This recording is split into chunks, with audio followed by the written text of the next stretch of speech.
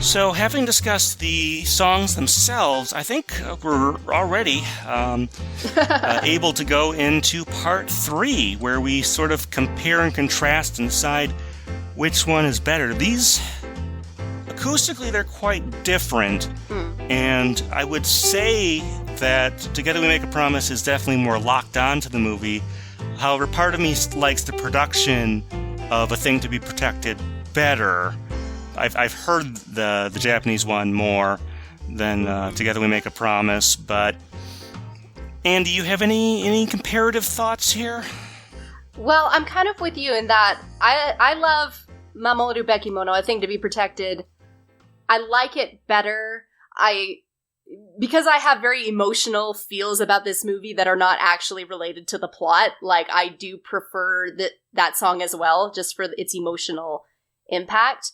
But I think you're right that Together We Make a Promise is a bit more locked onto the themes. There is, like, I didn't mention this when I was talking about the lyrics, but in Mamoru Bekimono, there's a line kind of towards the beginning where it kind of talks about the character's insecurities and, like, I always gave up, I was unable to keep my promises, and you grew further away. And, like, a lot of people might not know this if they only listen to the show in English, because it's something that's hard to translate, but the character of Mei, Haruka, she actually, most of her lines end in kind of a word that kind of negates everything she says. Like, she basically ends every sentence in maybe, to the point that some of the other characters have, like, nicknamed her Kamo-chan, like, because she's just always says everything as an insecure or unsure phrase, even if what she's talking about is, like, dead sure, like, it is raining. She'll still say it as, like, maybe it's sort of kind of raining. So, like, there are a few lines like that in this song that talk about, you know, the character unable to really commit to things at the time she was with, you know, her friend or her lover, and, you know, unable to be straight, basically, that kind of remind me of Mei. But even then, it's so vague compared to Together We Make a Promise. So it's tough for me to call. I almost want to give it to Together We Make a Promise, just because that is my default, is like, does it fit the movie better? But yeah, I think in terms of instrumentation and production, I think this is going to be a split decision. I can't. In terms of instrumentation and production, I prefer A Thing to Be Protected. In terms of lyrics and tying to the movie, I definitely prefer Together We Make a Promise. It's just fuzzy because they have different categories there.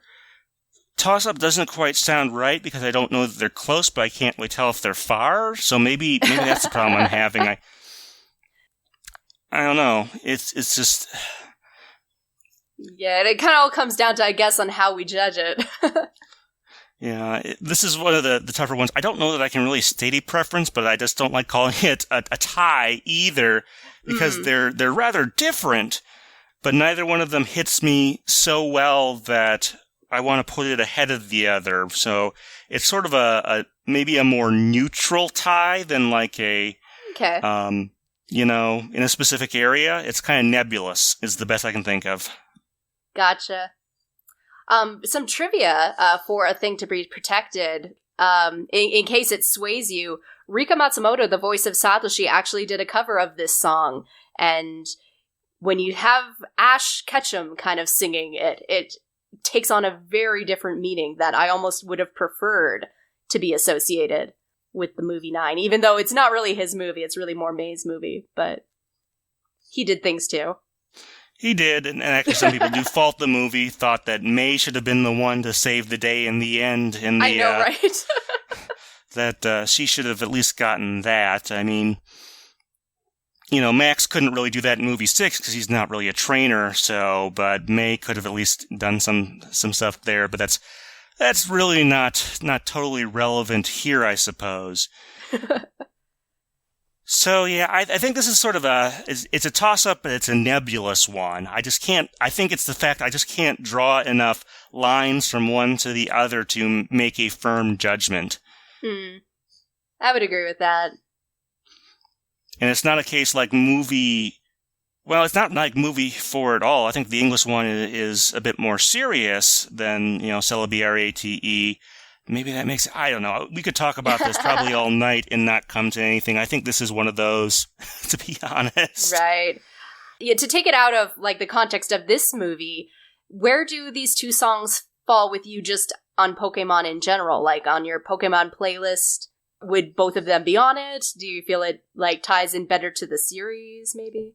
They'd both be okay. They wouldn't be one of the top hits, either of them. Not that I hated any of them, but neither of them hooks me super hard. I could certainly see both of these if this was your style of music, or on the Japanese side, if you had a little more insight into the lyrics, I could see it hooking you a little bit better. But yeah, I think that maybe where we have to leave these two songs, it's that they're just not that comparable. I suppose we should ask our one other question that we usually ask about the Japanese song. Think it would have been worthwhile to try and translate this and adapt it directly? I almost think you could have, and it would have been very interesting, because it's a genre of music that is not unfamiliar to Westerners. So it's really just a case of translating the lyrics and finding appropriate words to convey the same feeling. And given that it does use a little bit of English in the chorus, like, you can kind of get a feel for where the beats fall. So, yeah, I think you could have been very successful in doing this if someone had wanted to try. Yeah, and the contracts all worked out. That's the tricky part, usually. Yeah. As tricky as translating a song can be, getting the contracts done, especially at this time where everything was in flux, kind of, and still settling from the rights handover. Right, yeah, getting the rights to release and distribute in the US would have been carried more weight than its feasibility otherwise. But yeah, if someone had wanted to, or wants to today, make a cover of this in English, I think this is a song that would have been very successful. Okay, so let's talk about some of the other musical aspects of this film. We've mentioned one already. This movie, if you're keeping track, does not have the opening theme for this season in it. On the Japanese side, that would have been, I believe, Spurt. And English side, that would have been Battle Frontier, no relation to anything from the games or the Season 8 Japanese opening theme with the same name.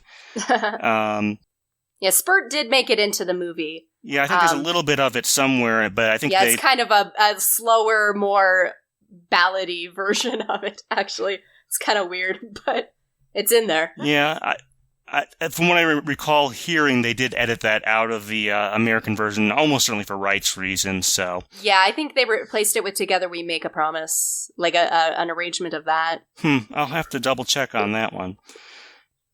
But, they have a musical opening, but it's an original instrumental song where they play the opening titles over that performance there. That's not quite the same as movie 6 or 7. How do you think that one worked out? I mean, I like it, but I don't love it. Like, it's forgettable, but it doesn't do anything wrong. Like, it's kind of upbeat for, the training and the performance that the characters are doing. But, like, I don't care about it. I don't remember it later. Like, I would say I'm disappointed. Like, yeah. I mean, it's okay. Yeah, I don't think they would have spliced in because I don't think it would have worked tempo-wise for either of those themes to be spliced into that scene. I do think, they would have had to come up with something different, like they sometimes do as a different type of opening, so. But I like it visually. I think visually that's a nice little change of pace to have something like that. It's always fun when we get to see Pokemon's abilities being used for something that's not battling, something artistic. That's always a fun thing to see in the anime. Oh, yeah, no, the imagery is gorgeous, and the idea of, like, a street performance and this little traveling performing artist company, like, there's a lot of great going on in the opening. It's almost just a shame that the music doesn't support it the way you want the score to support it. It just kind of is there. But, yeah. For me. Going on to the score, let's talk about that. This has a very distinct style for most of it. Very much marimba and other sort of quote-unquote tropical instruments in this movie's score. Yeah. Other than a few tracks, which was kind of interesting. There's one or two that sound more like the stuff you hear, like especially in the later Pokemon movies that Shinji Miyazaki tends to compose, and it sounds actually kind of a little out of place. The one or two that sound like that and don't have the standard or the sound like the stuff in the rest of the movie. Right. Yeah, that is true. I probably should ask, is the English score, because I've not seen it as much or all the way through, is the English score the same as the Japanese score? Or I recognize most of the stuff. There is one thing on the Japanese album I wanted to bring up in a little bit, because I don't think I didn't hear it anywhere in the English version, and I'm wondering where it might have been used in the Japanese version. Oh, okay. Huh. But yeah, this is another one. It goes all the way through the end of Generation 5, where they are still using the Japanese ones for the most part, unless there's a derivative of a vocal song or something like that. They generally edit that out. Right, okay. But that goes through a lot of it. And then, like I said, there's this one or two that sounds, this could have been in a different Pokemon movie. It doesn't sound like this one. Yeah. Now, we had talked in previous times about, for example, Movie 5 has several different styles within the movie, but they kind of gel. This one has a different style for like 80 or 90% of it, the one that has that tropical vibe to it. What do you think about that? I actually do like it. I like the different feel. It's kind of just like I was saying with that opening thing. It's just, it feels like it needed to be more to match some of the things that were happening. But I do actually love that they tried some different instruments and, tried, like, again, that marimba and the tropical feel for this movie that takes place by the sea and just kind of has a very different sort of visual vibe. And I agree with you that the few times where you kind of go back into traditional Pokemon score feel, it doesn't quite work anymore.